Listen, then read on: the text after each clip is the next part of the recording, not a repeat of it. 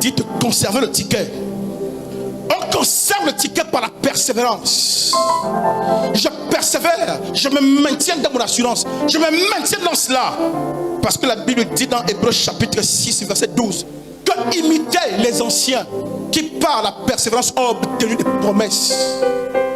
Ça veut dire que cet ancien avait reçu une parole, papa. Cet ancien avait reçu une parole qui a généré dans son cœur l'assurance.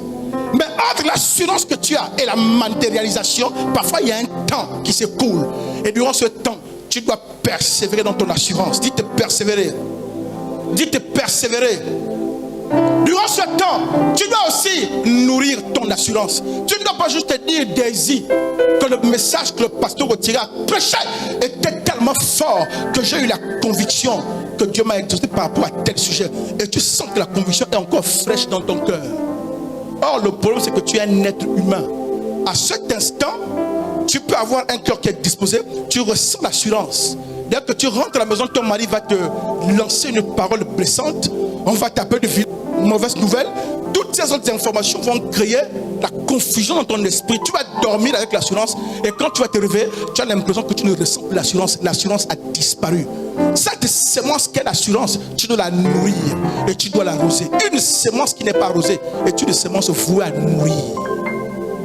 Comment est-ce que tu dois l'arroser? Tu dois l'arroser en écoutant la parole de Dieu, en écoutant des témoignages.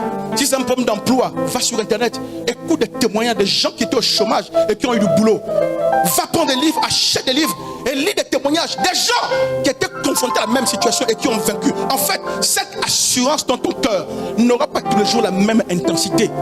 Yonggi Cho, dans le livre La 4e dimension, où il enseigne sur la foi, raconte cela.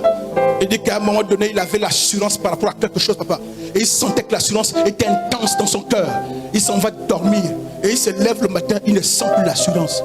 Oh, où est passée mon assurance? Non, l'assurance est à l'intérieur de toi. Mais les autres sentiments que tu as ressentis par rapport à autre chose t'empêchent de percevoir l'assurance. Si tu veux que cette assurance soit vivante, soit intense, soit permanente, tu dois arroser, la nourrir. Alléluia. Écoute la parole, écoute les témoignages. Mets des témoignages sur YouTube. Écoute les témoignages sur les gens qui étaient dans la même situation que toi et qui ont vaincu. Prends des livres, arrose continuellement. Arrose continuellement. Et surtout, fuis la compagnie des gens qui veulent te décourager. Hein, évangéliste? Quand tu crois au miracle, mais tu vas t'asseoir avec un gars qui est un médecin qui te raconte l'histoire des cancers, l'histoire des maladies incurables, des gens qui sont morts. Oh, il y a même 5 qui sont morts aujourd'hui. Oh, oh, toi tu es malade, hein? Tu crois Dieu pour la guérison. Mais tu aimes la compagnie des médecins qui te font état des statistiques. Qui disent qu'il y a encore 17 morts aujourd'hui.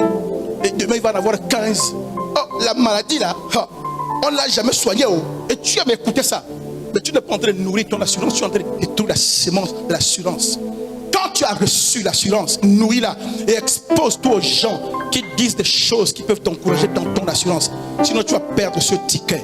Dites ticket. Dites ticket. Dites ticket. Alléluia. Alléluia. Comment est-ce que je conserve mon assurance?